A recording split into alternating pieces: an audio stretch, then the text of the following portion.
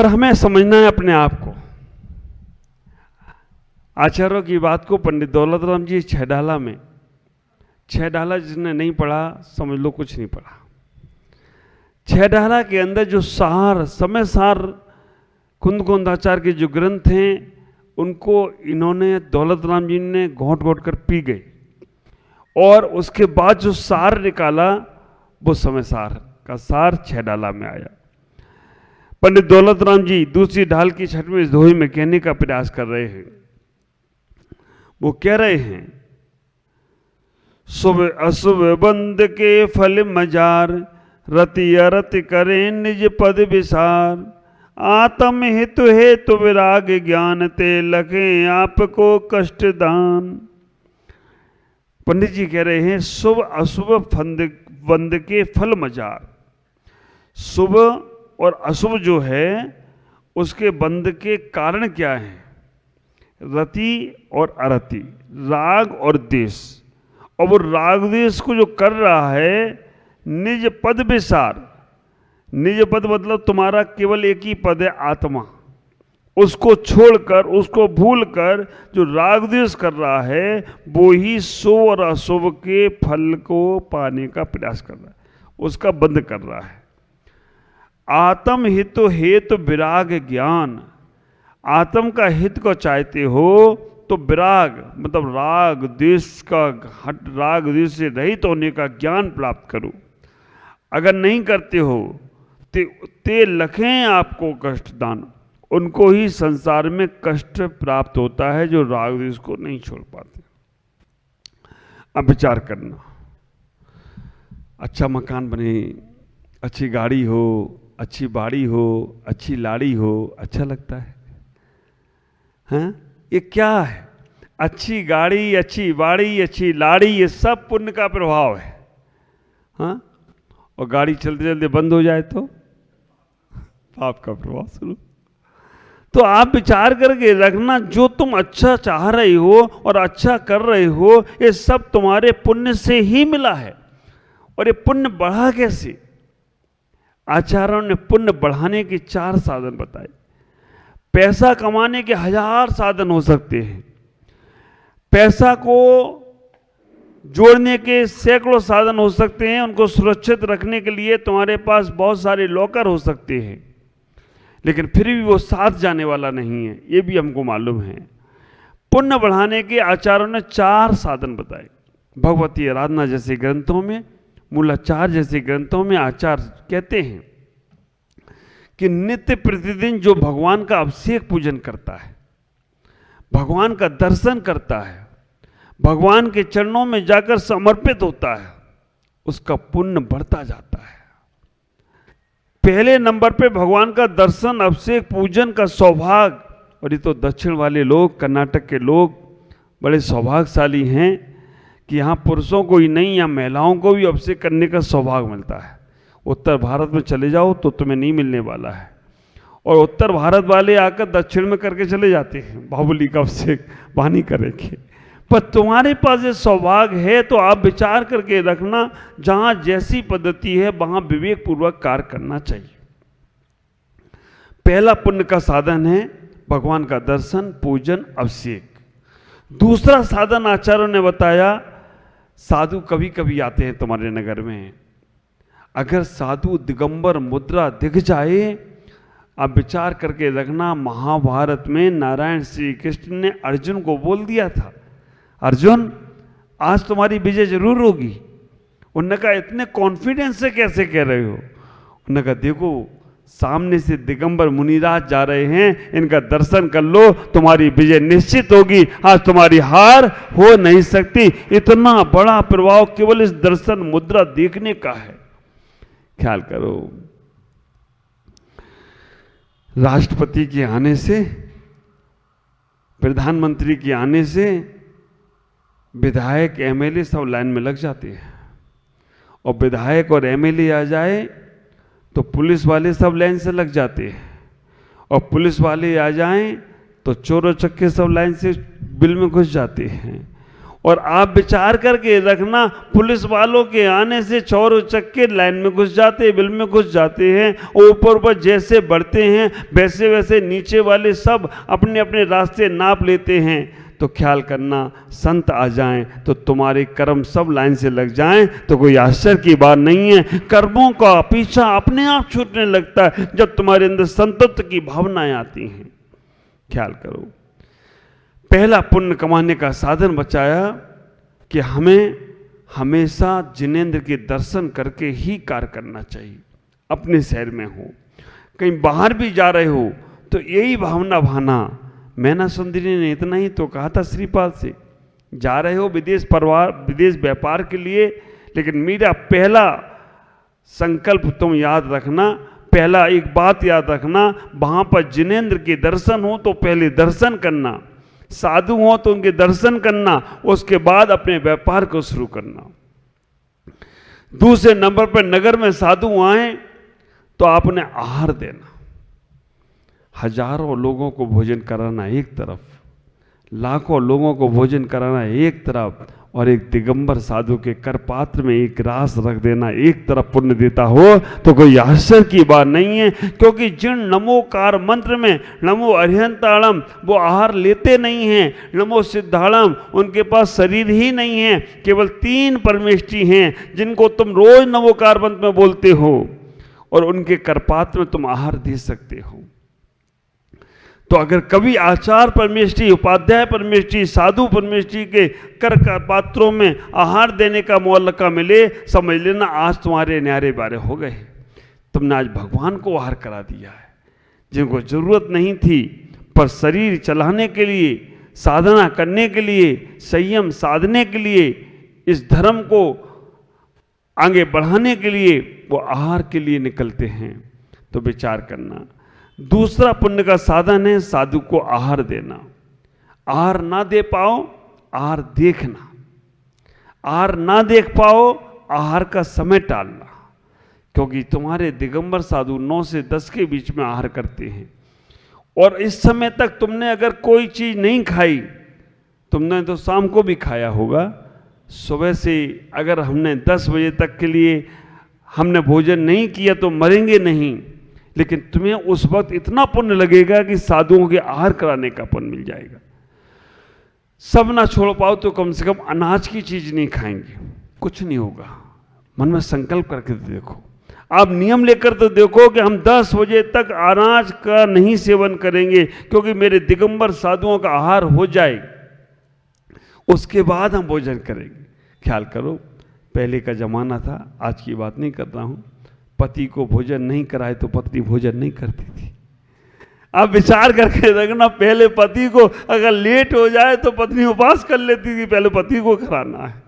पति भी चिंता करता था, मेरे कारण से मेरी पत्नी भूखी है, जल्दी चलो। लेकिन आज उसे भी चिंता नहीं और तुम्हें भी चिंता नहीं। तुमने भी कह दिया कि खाओ तो खाओ, नहीं तो खाओ, रखा है, ठंडा हो जाए तो हो जाए। तो विचार करना, जब मालिक को नौकर भोजन करा देता था तब नौकर बाद में भोजन करता था, जब शिष्य गुरु को भोजन कराता था तब बाद में शिष्य भोजन करता था। आप विचार करके रखना, ये परंपरा हमारी अक्षुण्ण है और इसी परंपरा को हम पालन करेंगे तो हमारा उत्थान होगा। पहले नंबर पर आहार दे, नहीं दे पाए तो देखें, नहीं देख पाए तो आहार का समय टालें। आप विचार करना, दूसरा पुण्य कमाने का साधन है, कुछ नहीं करना है, हल्द लगे ना फटकरी, रंग चौका ही चौका हो। अगर तुमने ऐसा अपना जीवन बनाने का प्रयास किया। तीसरा पुण्य कमाने का साधन है अपने जीवन में कुछ न कुछ व्रत नियम संयम जरूर लेना चाहिए। देखो, हम गाड़ी में पेट्रोल डालते रहें, उसकी ओवर हालिंग नहीं कराएं ना तो कचरा आ जाता है। घर में सामान डालते ही रहें और घर में से सामान निकले नहीं ना तो घर में गंदगी फैल जाती है। अपने जीवन में भोगों को भोगते ही रहें। अगर नियम संयम नहीं लें तो हमारा जीवन रोगों का घर बन जाता है। तीसरे नंबर पे कहा, कोई ना कोई व्रत नियम संयम आप अपने मन से ले लो। साधुओं के द्वारा दिए गए नियमों से तुम्हारे अंदर कहीं दिक्कत आ सकती है क्योंकि उन्होंने जबरदस्ती दे दिया। तुम्हारे मन से कोई ना कोई व्रत नियम संयम लेने का प्रयास करो। तीसरा पुण्य कमाने का साधन है। और चौथे नंबर पे कहा, कि आप महीने में एक उपवास करो, रोज ना कर पाओ तो कोई बात नहीं, महीने में एक उपवास करो, 2 महीने में एक उपवास करो, अष्टमी चौदस को उपवास करो, रविवार रविवार उपवास करो, और नहीं कर पाओ तो कम से कम अनाज छोड़कर भोजन कर लो। हफ्ते में अष्टमी चौदस को हम पूरा नहीं करेंगे, अनाज नहीं खाएंगे। आप विचार करके रखना, इससे आपके पुण्य बढ़ते जाएंगे और पुण्य के फल तुम्हारे पास सारे के सारे मिलते हैं। पर आचार्य यहाँ का कहने का प्रयास कर रहे हैं, शुभ और अशुभ बंद के फल मचार, अध्यात्म की बात है। वो कह रहे हैं ये संसार में जो सारा का सारा फल मिला है, शुभ का मिला है और अशुभ से हमारा फल चला जाता है, इसमें जो राग करता है, रति रति करता है, आत्मा को विसार कर वो संसार में ही भटकता है। मिथ्या दृष्टि की ये भावना रहती है, आज मेरे पास इतना सारा वैभव है, ये हमारे पुण्य का फल है।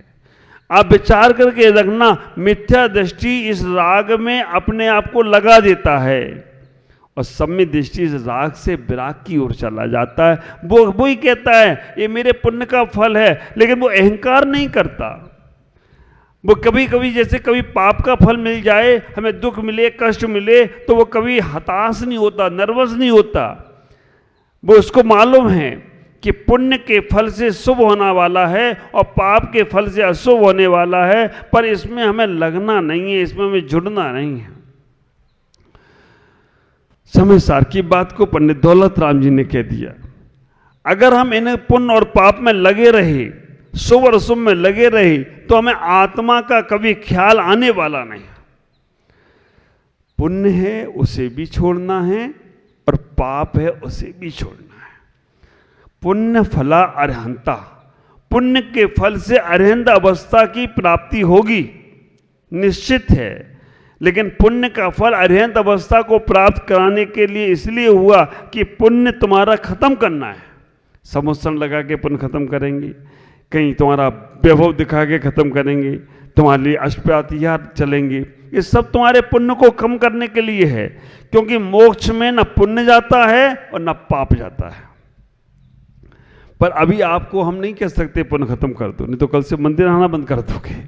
मैं अभी आपसे नहीं कह सकता कि पूजा पाठ बंद कर दो, लेकिन अभी पुण्य करते रहो, लेकिन पुण्य के फल की चाह मत रखो। सम्यक दृष्टि कहता है, इतना ही समझता है कि पुण्य से जो मिल रहा है इससे भी हमें छोड़ना है, पर जब तक अच्छा नहीं, जब तक हम शुद्धोपयोग में नहीं पहुंच रहे हैं, जब तक हम अपने अंदर में नहीं पहुंच रहे हैं, तब तक शरीर का ख्याल रखो। और जैसे अंदर में पहुंच जाओ, शरीर में रहने दो, तुम में रहो। क्योंकि शरीर माध्यम खलु धर्म साधनम, शरीर को भी हमें अपने जीवन में उतना व्यवस्थित रखो जिसमें साधना हो सके। बहुत से लोग शरीर के साथ अति करते हैं। शरीर में नहीं है दम, फिर भी कर देंगे त्याग, नमक छोड़ देंगे, अनाज छोड़ देंगे, है ना, सटरस त्यागी हो जाएंगे, बाद में अगले दिन ढीले पीले हो जाएंगे। फिर क्या होता है, फिर बुलाओ डॉक्टर को, फिर इसको बुलाओ, फिर उसको बुलाओ, मालूम पड़ा कि त्याग से ज्यादा तो उनका और दूसरा पाप आरंभ शुरू हो गया। मेरे गुरुदेव तो हमेशा एक बात कहते हैं और उन्होंने वो हमको सिखाया, क्या त्याग करना, जो चौके में ना बनाओ वो सब मेरा त्याग, और जो बना है उसको बिना इंटरेस्ट के खा के आ जाओ। आप विचार करके रखना, जो आहार में मिले उसको बिना रस लेकर, लोग रस का त्याग तो कर देते हैं। मेरे गुरुदेव कहते हैं, उनकी माँ थी मथुरा बाई, पद्म श्री आरका माता जी बनी, जो वो घर में थी, रविवार को नमक नहीं खाती थी, 2 रुपए का नमक नहीं खाती थी, लेकिन 200 रुपए का माल चट कर जाती थी, काजू बादाम पिस्ते मीठा ये वो। तो 2 रुपए का नमक छोड़ के 200 का माल खा रहे हो, क्योंकि आज नमक नहीं खाती भाई, लेकिन और माल खा जाती। तो आप विचार करके रखना, त्याग उतना ही खो जिसमें शरीर सद सके। शरीर के साथ जाति करने से शरीर तुम्हारा साथ छोड़ेगा। हाँ, जैसे ही अपने अंदर में पहुंच जाओ, और जैसे ही अपने अंदर में पहुंच जाओ, फिर शरीर की चिंता मत करना। तो यहां ख्याल करके रखना है कि शुभ भी करना है, अशुभ भी हो रहा है, लेकिन इनमें फंसना नहीं है, इनमें जुड़ना नहीं है, इसमें आत्मा का ख्याल करते हुए कार्य करना है। चलो भी तो ऐसे चलो आप विचार करना, चलो तो भी ऐसे चलो कि जैसे कोई जीव मरने वाला था, हमने उसे बचा लिया। अगर आपके भाव ये रहेंगे, देख कर चलोगे, तो आचार्यों ने कहा तुम्हें कर्म का बंध होने वाला नहीं। और अगर आप बिना देख के चल रहे हो, कोई जीव मरा भी नहीं, तो भी तुम्हें सतत कर्म का बंध होने वाला है। इसलिए थोड़ा सा अपना मन, अपना भाव अच्छा से अच्छा लगाओ। एक ही चीज है आपके पास जो तुम्हारी है, वो है आत्मा। उसके लिए हम समय निकालकर अपना जीवन को पूजा पाठ, ध्यान, आप विचार करना, दो चीजें हैं, पूजा पाठ और ध्यान। पूजा पाठ में, जाप में हमेशा दूसरे का साथ पकड़ना पड़ता है, लेकिन ध्यान एक ऐसी चीज है जिसमें किसी का साथ नहीं पकड़ना, अपना ही साथ पकड़ना है। जब तुम ध्यान की गहराई में उतरोगे तो ये सारा का सारा वैभव तुम्हें नगण्य दिखेगा। ये सारा का सारा संसार तुम्हें ऐसा दिखेगा कि इससे कोई लेना देना नहीं। मैं आपसे कहना चाहूंगा, जब तुम आत्मा को भूलकर कोई कार्य करते हो, तो वो कार्य तुम्हारे संसार में दुख में कारण बनेगा। और आत्मा को सामने रख के कोई कार्य करते हो, आत्मा तुमसे कभी नहीं कहती कि तुम कभी किसी के राग और द्वेष में पड़ो। आत्मा कहती है कि चलना है, चलता है तो चलने दो, ख्याल करो। आत्म हेतु विराग ज्ञान, राग और द्वेष से परे होने का प्रयास करो। हमें राग भी होता है और द्वेष भी होता है। अच्छी वस्तु, कोई हमसे अच्छा बोल दे तो हमें उसके प्रति राग होता है, और कोई मेरे विपरीत बोल दे तो उसके प्रति द्वेष होता है। और जब तक तुम्हारे मन में राग और द्वेष का भाव चल रहा है, तब तक तुम संसारी ही हो, संसार में ही रहोगे। और अगर तुम्हारे अंदर ये भाव कम कैसे करना, देखो, कम करने के तरीके आचार्य ने बताए। जैसे किसी के प्रति राग हो, बहुत ज्यादा हो, अहंकार मत करो। इतना ही भाव रखना कि ये आज आया है, कल जाएगा, ये भी आज जिसे संपर्क हुआ कल वो जाएगा ही जाएगा, इसलिए इसके प्रति ज्यादा आसक्ति मत दिखाओ। और द्वेष की भावना हो तब एक भाव रखना, कभी कभी खोटा से कभी काम में आता है।